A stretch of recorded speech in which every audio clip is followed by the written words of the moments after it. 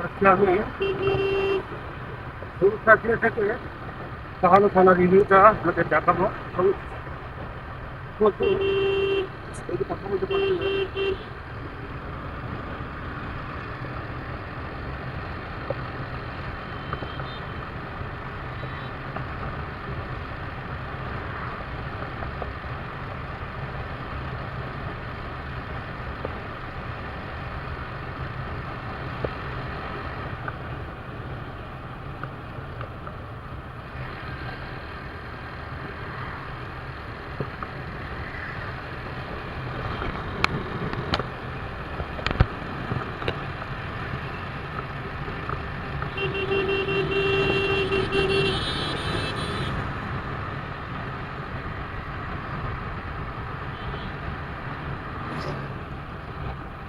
আমি বলেছো, কারণ যেহেতু আলো স্বল্পতা এবং রেসিং করতে যাবো না, আর আমি হাই রোডে বাইক রেস কোনোভাবেই পছন্দ করি না।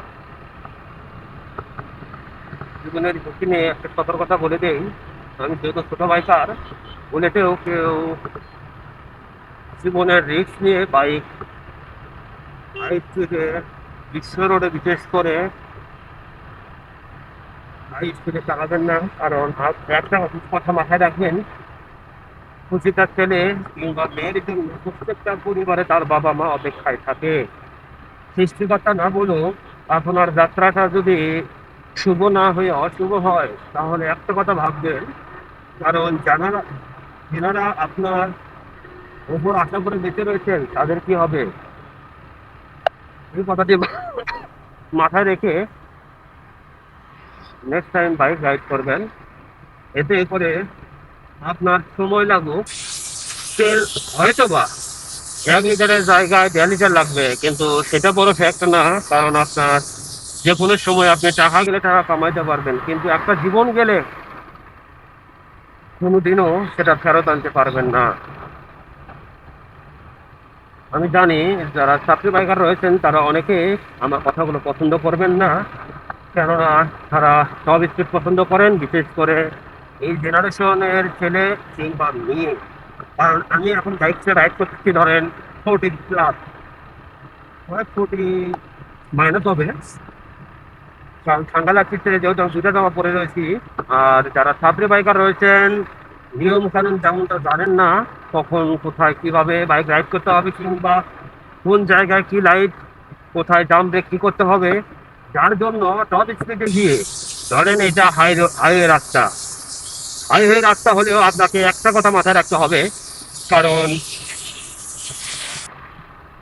হাইওয়ে রাস্তা যতই হোক, কারণ মাঝে মাঝে মাঝে স্ট্যান্ড রয়েছে, যেগুলো স্ট্যান্ড এখনো ঢাকা শহরের মতো অতটা উন্নত না।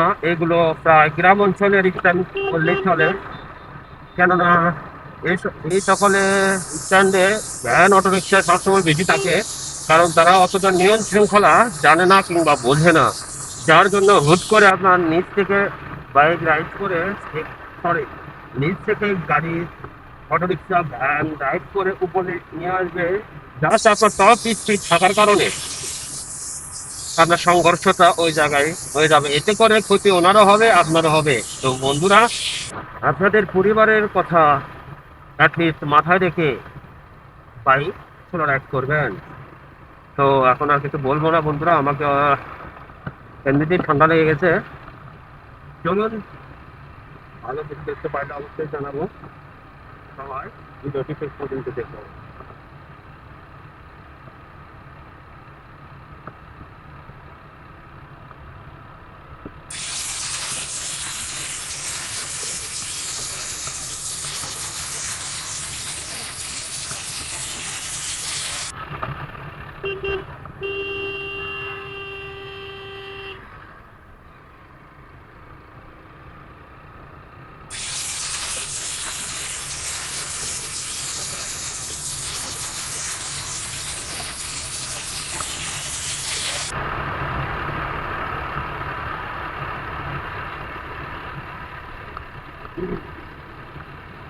যেহেতু ঠান্ডা লাগতেছে, আমি প্রতি লাখের উপর বাইক কখনো রান করবো না, কারণ যেহেতু আমার শরীরটা অসুস্থ, কারণ সর্দি লেগে রয়েছে, গায়ে জ্বর।